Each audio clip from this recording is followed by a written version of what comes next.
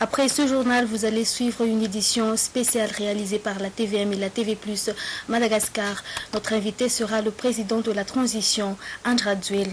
Mais avant d'entrer dans le vif de ce journal, nous avons reçu un communiqué émanant de la Cour électorale spéciale. La Cour électorale spéciale porte à la connaissance des candidats à l'élection présidentielle du 24 juillet 2013 qui sont tenus de démissionner de leurs fonctions conformément aux dispositions légales en vigueur que les dites démissions sont à déposer au greffe de la CES à Mbouda.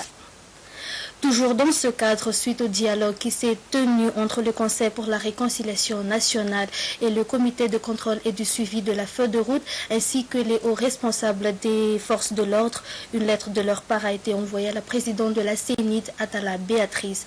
L'objet de cette lettre stipule la démarche pour la tenue de l'élection présidentielle. Voici le contenu de cette lettre. Conscient qu'il n'est pas de l'intérêt de toutes les parties prenantes que cette crise perdure au mépris des attentes concrètes du peuple malagasy, conscient en outre de la nécessité de veiller scrupuleusement à la paix, à la sérénité et à l'ordre public sur toute l'étendue du territoire national, avant, pendant et après les élections, les Soucinés se sont engagés à prendre toutes les dispositions adéquates s'imposant au contexte qui prévaut actuellement dans notre pays. Compte tenu du constat qu'il est impératif de créer toutes les conditions nécessaires pour la tenue d'élections libres, justes, crédibles et transparentes, dont les résultats devraient être reconnus par tous pour amener notre pays à l'ordre constitutionnel, gage de l'équilibre démocratique et de la reconnaissance internationale.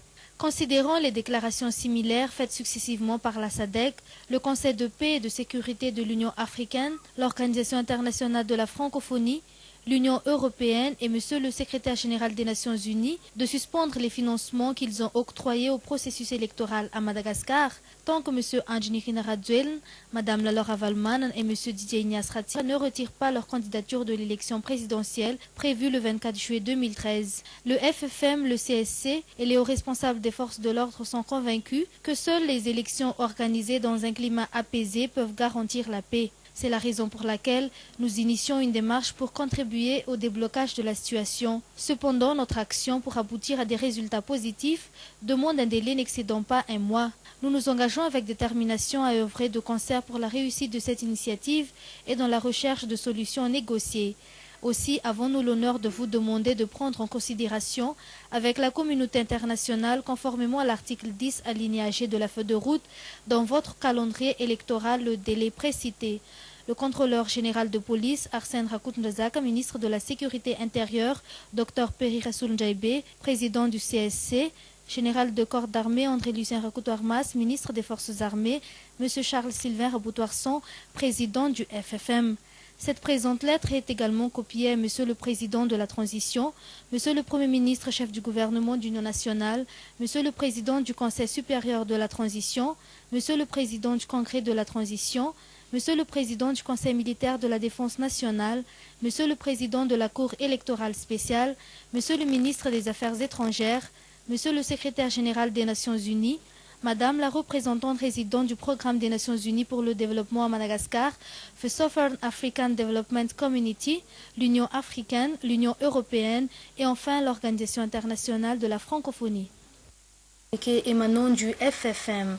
Le FFM, au Conseil pour la réconciliation nationale, informe les 41 candidats aux élections présidentielles que la rencontre prévue de tenir initialement à leur intention le mardi 28 mai 2013 est reportée à une date ultérieure. Le FFM tient à réitérer ici son entière disponibilité à instaurer une atmosphère de dialogue et un environnement serein favorable à la tenue des élections. Le FFM présente ainsi ses sincères excuses pour ce temps indépendant de sa volonté. Et puis, toujours dans ce cadre, la CENIT n'est pas d'accord sur le report de la date des élections à Madagascar. Elle maintient fermement la date du 24 juillet 2013. Voici les explications du vice-président de la CENIT, M. Ralayarliva Njinamami. Faisant suite à votre lettre en date du 23 mai 2013, portant sur la démarche pour la tenue de l'élection présidentielle, la CENIT, en Assemblée générale extraordinaire, se fondant sur les dispositions légales relatives à la fixation de la date de l'élection présidentielle, attire votre attention sur la procédure suivie en la matière. Ainsi, La date du 24 juillet 2013 a été fixée par la CNIT conjointement avec les experts internationaux et entérinée par le décret numéro 2013-119 du 6 mars 2013, pris en Conseil des ministres, suivi du décret numéro 2013-153 du 12 mars 2013, pris en Conseil de gouvernement et portant convocation des électeurs. Toutes les dispositions ci-dessus rappelées ont été prises en application de la feuille de route en son paragraphe 10G. Dans la lettre ci-dessus, vous avez évoqué l'initiation d'une démarche pour le déblocage de la situation actuelle, nécessitant un délai n'excédant pas un mois pour aboutir à des résultats positifs de votre action. Cependant, la modification du calendrier électoral, déjà définie par le décret numéro 2013-153 suivisé, constituant un report, doit respecter la procédure ci-dessus rappelée, ainsi que les dispositions de la loi organique numéro 2012-015 relative à l'élection du premier président de la 4e République, en son article 3. Le dit article 3 stipule en effet que, conformément aux dispositions de l'article 47, alinéa 4 de la Constitution, l'élection du premier président de la 4e République est reportée à une nouvelle date, dans les conditions et selon les modalités définies aux articles 3, alinéa 1 et 3, alinéa 4.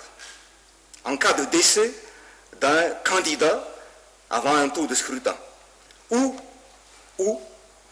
s'il survient un autre cas de force majeure, dûment constaté par la Cour électorale spéciale.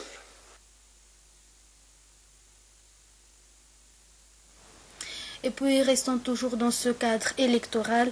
Après les incidents de mercredi visant à dénoncer le comportement de la communauté internationale, une réunion s'est tenue aujourd'hui au ministère des Affaires étrangères entre les forces de l'ordre, le ministre des Affaires étrangères et le ministre de la Justice. L'objectif étant de rassurer les membres du corps diplomatique par rapport à la situation actuelle du pays. Riva Ravonarive nous en dit plus. Les dispositifs de sécurité auprès des ambassades des institutions internationales ont été renforcés, à savoir la présence effective des éléments des forces de l'ordre, les patrouilles de nuit comme de jour. À l'instar de chaque citoyen résidant en terre malgache, il est du devoir des forces armées d'assurer la protection des membres du corps diplomatique et de leurs biens, a souligné le responsable de la sécurité. Ces mesures ont été prises suite aux incidents survenus dernièrement à l'encontre de la communauté internationale et qui ont été condamnés par le gouvernement malagasy et réitérés durant cette réunion par le ministre des Affaires étrangères et le ministre de la Justice. D'ailleurs, une enquête a déjà été ouverte sur cet événement. Concernant les élections, l'État invite la communauté internationale à renforcer son soutien au processus électoral. Le représentant de l'Union européenne, quant à lui, a mentionné que le financement de cette communauté n'a jamais cessé. Il y a toujours une menace. Et les questions immédiates qui se posaient il y a une semaine, c'était le financement des bulletins, de l'impression des bulletins uniques. Les conditions de la communauté internationale, de la SADC, Union africaine, appuyée par le reste de la communauté internationale, sur le retrait des 3 candidatures. Le financement de l'Union européenne, soit par les Nations Unies ou par les organisations non gouvernementales pour les élections, n'a jamais cessé, continue. Lors de cette réunion, Piero Razonalvelo a annoncé qu'en respectant les 60 jours, sa démission est déjà prête.